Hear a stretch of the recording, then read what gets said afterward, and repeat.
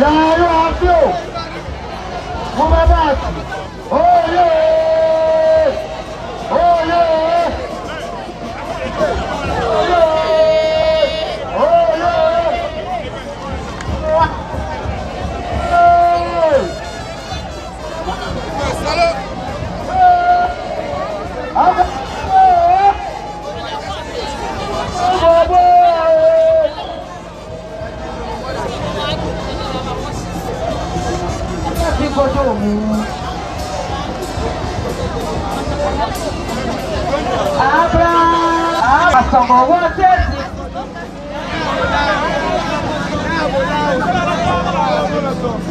One, two, China.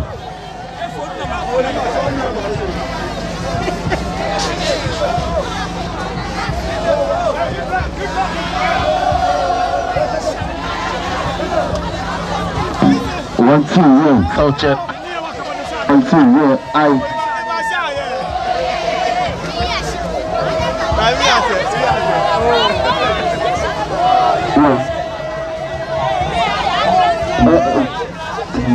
One, two, yeah, so check 1, 2. Yeah, 1.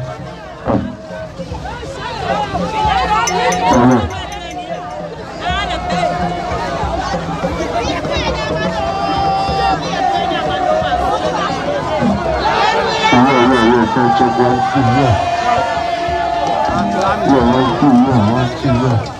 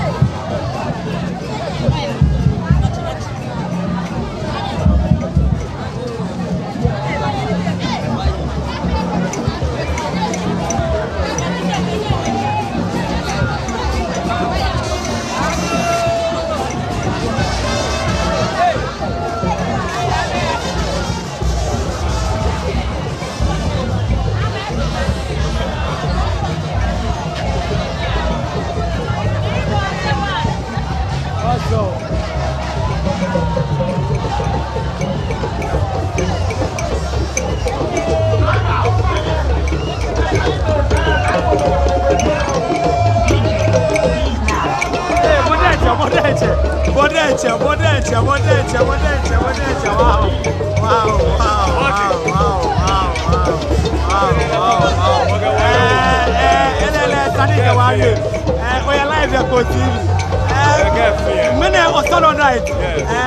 I think back at FM many I know join us on night.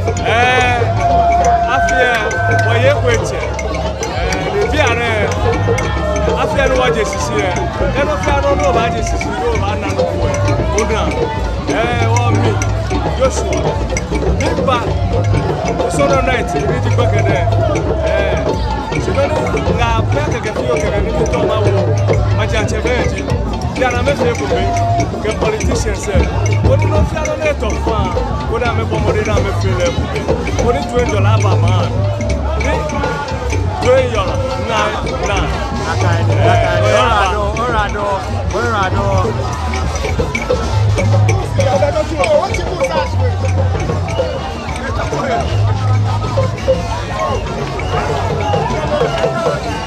Go TV, get on your Facebook and not on our fair Go TV or show. Not fairly Go TV, but post or show. When they over on Sunday night, I don't know program Lakaidi. Mina Kashi, Afine Ajokule, Sebaya Fa. Afine after Brian Fair Kame woman. Miniji, Ona Bemono Kabama. Joe Brian here, yeah, Fita, like a milk mammy, I'm a tuning. She because of our fear, I'm a plan some small jobs. I'm a come back because of Osono, you are. Classing boy, mammy. I hey, show Sono, you are. I hate classic minute. Moko can't classic, but bank of minute. Wow. You want that machine? Wow. I feel cheap. Wow. Like I don't. Papa bien, what the men welcome on bien. Low, when I hear Nina or Sunday night, if you mean that, I can see cat or fair or feeling the cafe, no for fair woman again. No Nika man or Yababa. And I'm alive at Go TV. Konya fi me dino no ko ma bi ke me ni ko Go TV wa ko me fe Africa bo ni German se wa me fe afi ade ba ni na o wo se ka bi wo se wo ife ne ke wo ha ko me fa afi se ba ya fe won ka ba ke afi ne se ba ya fa so a wo ba me be na me ba witness se fa ya twa no ba nya ba yaw